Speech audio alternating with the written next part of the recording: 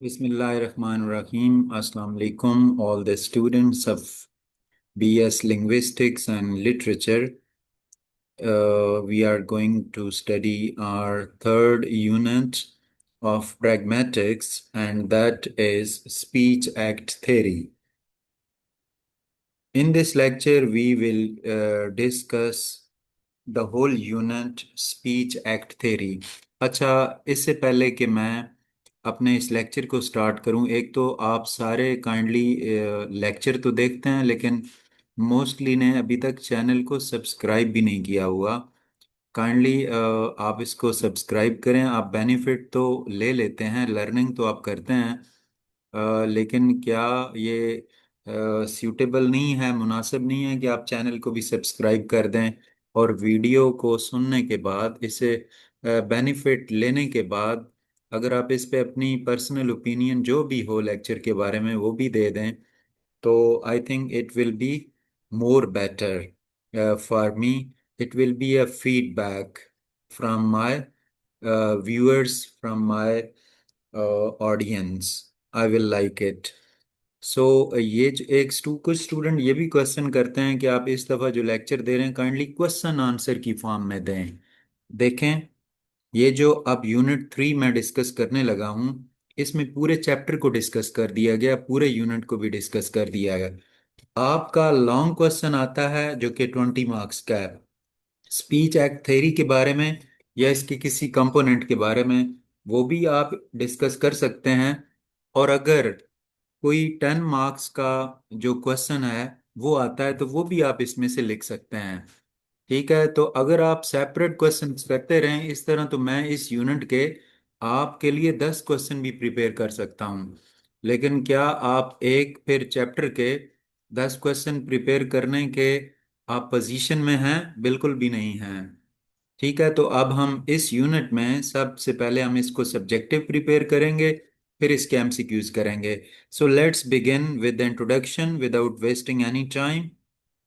तो हम इंट्रोडक्शन से स्टार्ट करते हैं कि ये क्या है speech act theory. In daily life people use language, लोग लैंग्वेज यूज करते हैं, not only to give information, इन सिर्फ इंफॉर्मेशन देने के लिए नहीं, but also to perform actions, बल्कि एक्शन करने के लिए। When we speak we may request, जब हम बोलते हैं हम रिक्वेस्ट करते हैं, प्रॉमिस करते हैं, अपोलोजाइज करते हैं, थैंक, इनवाइट, वॉर्न और एडवाइस करते हैं किसी को। This idea is called speech act theory.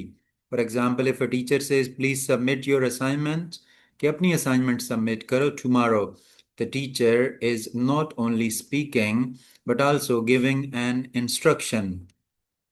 वो ना सिर्फ बोल रहा है, बल्कि एक हदायत भी दे रहा है, एक इंस्ट्रक्शन भी दे रहा है। सिमिलरली व्हेन समवन सेज, इसी तरह जब कोई बंदा ये कहता है आई एम सॉरी, कि मुझे अफसोस है, the person is performing the act of apologising. तो एक बंदा जो है अपोलोजाइज करने का जो एक्ट है वो परफॉर्म कर रहा होता है। Speech act theory helps us understand, speech act theory हमें समझने में हेल्प करती है what speaker do with words, के स्पीकर वर्ड्स के साथ क्या करता है, and what they really mean in different situation, और डिफरेंट सिचुएशन में उसका क्या मतलब होता है। तो स्पीच एक्ट थ्योरी के बारे में हम और पढ़ते हैं। Speech act theory was introduced by British philosopher, ये ब्रिटिश फिलोसफर जिसका नाम J.L. Austin है, उसने इसे इंट्रोड्यूस करवाया and was later developed by John Searle. According to this theory, speaking is not only about saying words but also about performing action. People use language to make promises, requests, apologize, invitation, warning, and congratulations. These are all speech acts because they perform a particular function. For example, if a teacher says, I give you one more day to submit your assignment, the teacher is not only giving information but also, बल्कि क्या कर रहा है, granting extra time. ठीक है जी, तो next है speech act theory explain that every sentence, के हर सेंटेंस का has a purpose, and understanding this purpose, और इस पर्पस को समझना जो है, हेल्प्स अस अंडरस्टैंड हमें समझने में मदद करता है द स्पीकर्स रियल इंटेंशन, के स्पीकर के रियल इंटेंशन क्या है।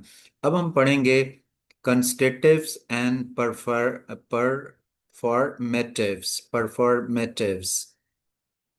J.L. Austin divided sentences into constitutives and performatives. A constitutive sentence gives information or describe the fact. It can be true or false. For example, the sun rises in the east. ठीक है, ये एक fact है। Lahore is a city in Pakistan, ये एक information है। ठीक है, और इसके बाद जो है हम पढ़ते हैं performative sentence, perform an action, इसमें एक्शन होता है while it is being spoken। For example, I apologise to help you, apologise action है, प्रॉमिस एक्शन है, अपोलोजाइज एक्शन है, डिक्लेयर एक्शन वर्ड है। तो ये तीनों सेंटेंसेस में जो एक्शन है वो परफॉर्म हो रहा है। ठीक है जी, तो अब हम नेक्स्ट बोलते हैं, पढ़ते हैं, that is felicity condition. Felicity facilitate करने से निकला है। Felicity condition are the condition that make a speech act successful. Speech act को सक्सेसफुल बनाती हैं। If these conditions are not met, अगर इनको पूरा ना किया जाए, द स्पीच में act fail.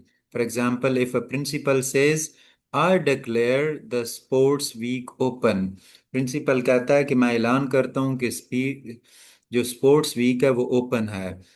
The speech act is successful because the principal has the authority to do so. Principal करन को ये अथॉरिटी ऐसा करने की।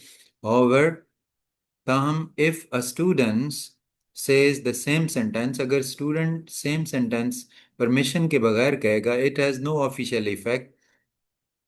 Another example is a promise. If someone says, I promise you to return your book tomorrow, the speaker should truly intend to return the book. वो पक्का इरादा कर रहा है कि वो बुक वापस करेगा, otherwise the promise is not genuine.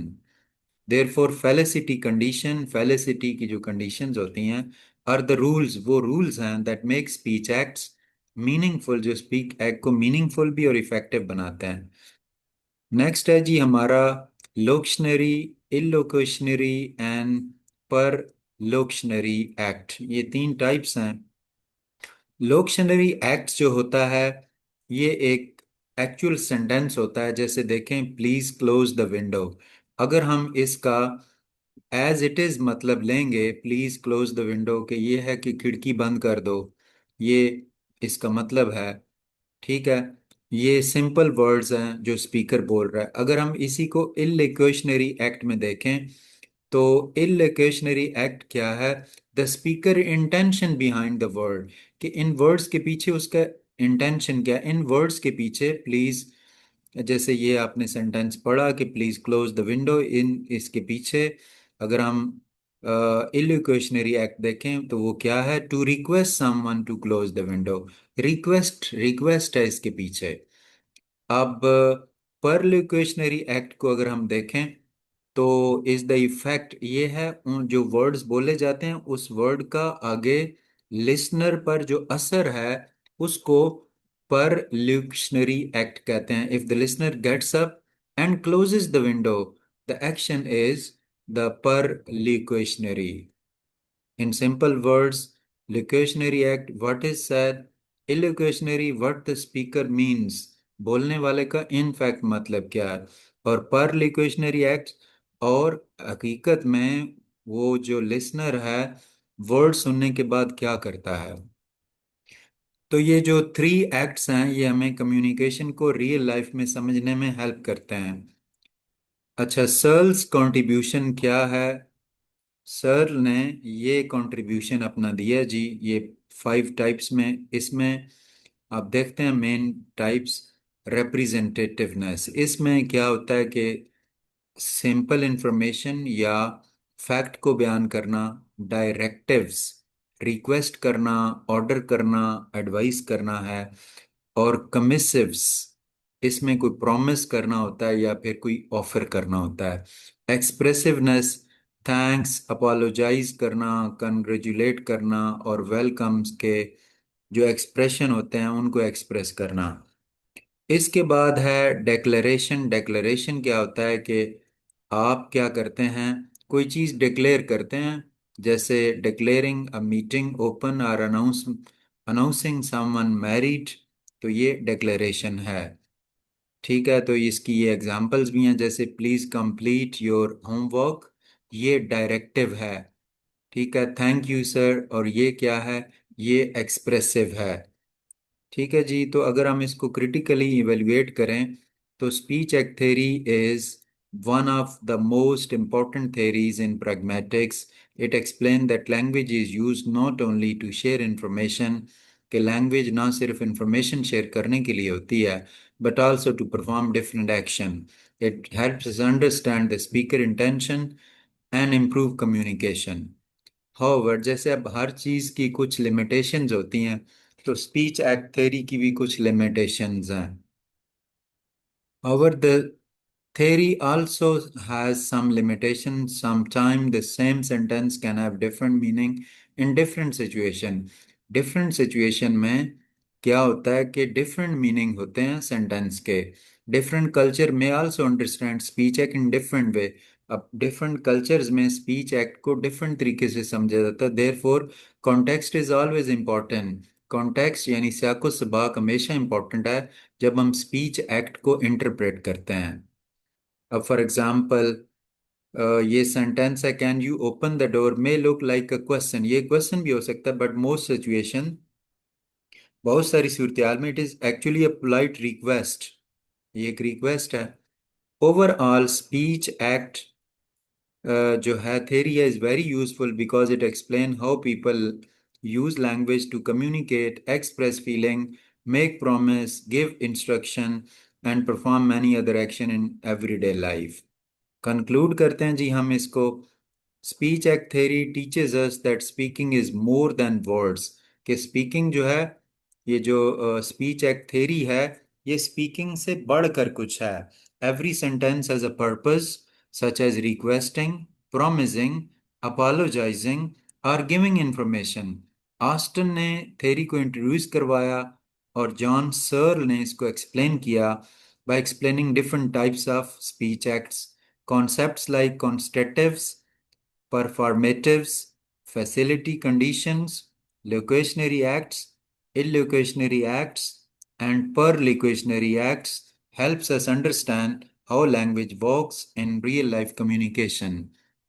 Therefore, speech act theory is an important part of pragmatics and helps us become better speakers and listeners. So, student, that was our lecture on Unit 3, Speech Act Theory. I tried to discuss it in details. कोई भी subjective question आता है तो आपके लिए इसमें से सारा मटेरियल आपको मिल सकेगा जो भी आप लिखना चाहें।